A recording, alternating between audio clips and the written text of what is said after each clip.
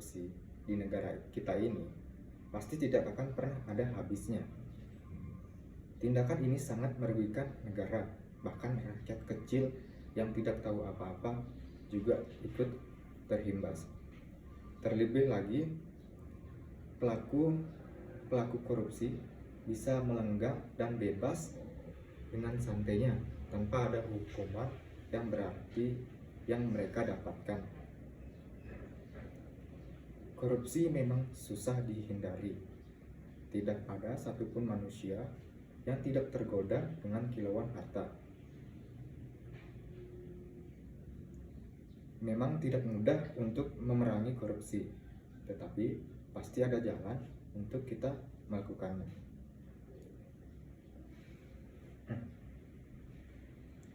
Ya, korupsi memang telah lama terjadi di Nusantara ini, mulai dari masa kerajaan, masa kolonial, hingga saat ini. Korupsi masih terjadi dan menjadi penyakit yang susah dimusnahkan. Bahkan musisi terbaik bangsa, Iwan Fals, menciptakan sebuah lagu yang menurut saya sangat menyinggung para narapidana korupsi tersebut, yaitu judulnya Tikus-Tikus Berdasi. Dan lirik yang paling saya selalu terdiam-diam yaitu tikus-tikus tak kenal kenyang, rakus-rakus bukan kepala. Otak tikus memang bukan otak udang, kucing datang, tikus pun menghilang. Bukan hanya para pejabat saja yang disinggung di lagu tadi. Para penegak hukum yang ada di Indonesia, contohnya KPK dan kepolisian, juga kadang-kadang ikut terlibat dalam kasus korupsi tersebut.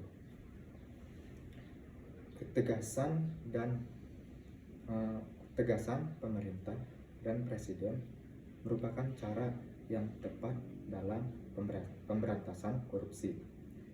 Presiden sebaiknya menegaskan proklamasi anti korupsi yang akan dijadikan sebagai landasan utama dalam pemberantasan korupsi. Karena korupsi merupakan kejahatan yang luar biasa, maka harus diberantas pula dengan cara yang lebih luar biasa. Perpu anti korupsi adalah hal yang sah bagi presiden. Fokus untuk pemberantasan ini mengacu pada dua bidang, yaitu birokrasi dan peradilan. Menurut Kamus Besar Bahasa Indonesia atau KBBI, korupsi adalah penyelewengan atau penyalahgunaan uang negara atau perusahaan, organisasi, yayasan, dan sebagainya untuk keuntungan pribadi atau keuntungan orang lain.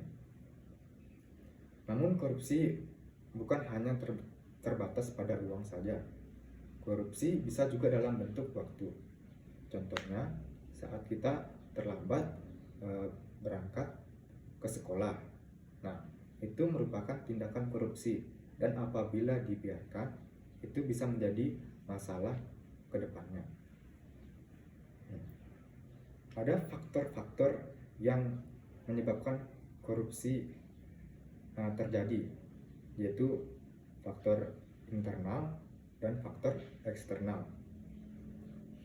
Faktor internal berawal dalam diri kita, dan faktor eksternal adalah penyebab dari luar, sehingga kita menyebabkan korupsi. Faktor internal yang menyebabkan korupsi yaitu yang pertama, sifat tamak atau rakus.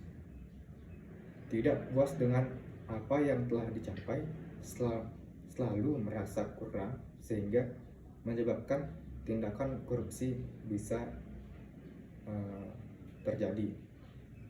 Mungkin bisa dilihat dari para pejabat yang memiliki uang berjuta-juta, bahkan mencapai miliaran. Namun, mereka masih merasa bahwa yang mereka miliki masih belum cukup. Kedua, moral yang kurang kuat. Seseorang yang memiliki moral yang tidak kuat mudah tergoda untuk melakukan tindakan korupsi. Jika kita berbicara tentang moral, maka kita akan tembus ke dalam agama. Kurangnya iman dan ketaatan kepada Tuhan Yang Maha Esa yang menyebabkan kita melaksanakan tindakan korupsi tersebut. Jika misalnya kita memiliki pemahaman yang kuat dalam keagamaan, maka kita akan berpikir untuk berpikir 2 kali untuk melakukan tindakan korupsi, karena itu merupakan hal yang salah dan berkebalikan dari ajaran agama. Yang ketiga, gaya hidup konsumtif. Perilaku konsumtif yang tidak dibarengi dengan pendapatan yang cukup bisa membuat artinya orang-orang yang tidak bisa mengatur keuangan mereka saat melakukan pengeluaran dalam perbelanjaan menyebabkan krisis dalam perekonomiannya apabila gaji berikutnya masih lama keluar, sehingga dia bisa saja melakukan tindakan korupsi. Baru kita ke faktor eksternal penyebab korupsi. Yang pertama, faktor ekonomi. Kurangnya gaji bagi para pegawai, karena di Indonesia ini masih tergolong negara berkembang, sehingga perekonomian yang ada di Indonesia masih belum merata. Terjadinya lonjakan kemiskinan di beberapa tempat tertentu membuat orang-orang memunculkan sifat buruk mereka, sehingga terjadilah korupsi.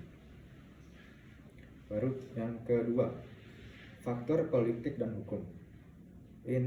Instabilitas politik dan hukum yang kurang kuat menyebabkan pemikiran orang untuk berkorupsi, karena mereka tidak takut atas hukum jika mereka melakukan korupsi itu, karena negara kita yang menjunjung tinggi nilai kemanusiaan, sehingga narapidana korupsi tidak bisa diberikan hukuman mati. Ketiga, faktor organisasi. Kurang adanya sikap teladan seorang pemimpin yang kurang tegas dalam menjalankan organisasi di hadapan bawahannya, menyebabkan para anggota melakukan hal semena-mena pada keuangan organisasi tersebut, karena mereka menganggap hal ini sepele. Maksudnya, mereka menganggap hal korupsi itu adalah hal yang wajar dan tidak menakutkan. Agar tindakan korupsi dapat diminimalisirkan di masa depan, marilah kita bersama sebagai generasi penerus bangsa harus menanamkan sifat anti korupsi pada diri kita dan orang-orang di sekitar kita, agar kedepannya sifat korupsi tidak ada lagi dalam diri kita, yaitu dengan cara yang pertama, hal utama yang bisa kita lakukan adalah selalu berkata jujur dan tidak berbohong kepada siapapun. Ini artinya harus berkata atau berlaku apapun adanya. Contohnya, saat ada teman yang berbuat salah, jangan berbohong atau menutupinya. Mungkin kita sering menutupi kesalahan teman agar teman tersebut tidak marah. Itu sebenarnya sebuah tindakan yang cukup melenceng agar bisa diperbaiki kembali. Lalu yang kedua, kita harus tegas dalam menghadapi kecurangan. Sebagai contohnya, di sekolah ada teman-teman yang menyontek saat ujian, maka laporkanlah kecurangan itu pada guru. Sebelum melaporkan, sebaiknya introspeksi diri dulu, apakah Anda tidak melakukannya juga, agar tidak terjadi kesalahan yang fatal nantinya. 3. Bertanggung jawab pada kewajiban yang sudah diberikan juga bisa menjadi salah satu sifat anti korupsi. Ketika kita bertanggung jawab akan kewajiban, maka kita akan melakukan dengan sebaik mungkin, tentunya dengan cara yang baik dan juga jujur. Keempat, kita juga bisa mengelola waktu dengan baik. Contohnya, disiplin saat datang ke sekolah, selalu tepat waktu. Kita mungkin sering terlambat saat datang ke sekolah. Itu mungkin dikarenakan karena kesibukan atau karena kurangnya manajemen waktu. Kita harus manajemen waktu dengan baik agar tindakan korupsi tersebut tidak terjadi. 5. Begitu juga saat kita pulangnya. Kalau belum diizinkan, jangan pergi ke tempat lain terlebih dahulu.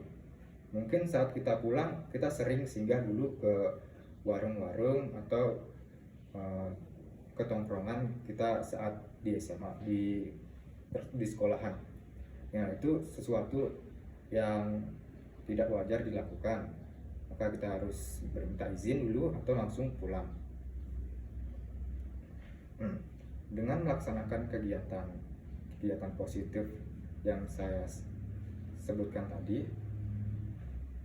maka sifat anti korupsi di dalam diri kita akan mulai tertanam dan tumbuh kian semakin besar, sehingga kedepannya kita bisa menjadi warga negara yang lebih baik yang tidak memiliki sifat korupsi. Walaupun yang namanya korupsi susah dihilangkan ataupun dimusnahkan di dunia ini. Saya juga sangat mengharapkan kita bersama menjadi pribadi yang lebih baik lagi demi Indonesia maju dan dalam pembangunannya dan dalam memberantasi korupsi. Sekian kampanye yang saya sampaikan. Jika ada kesalahan kata, mohon dimaafkan. Saya tutup.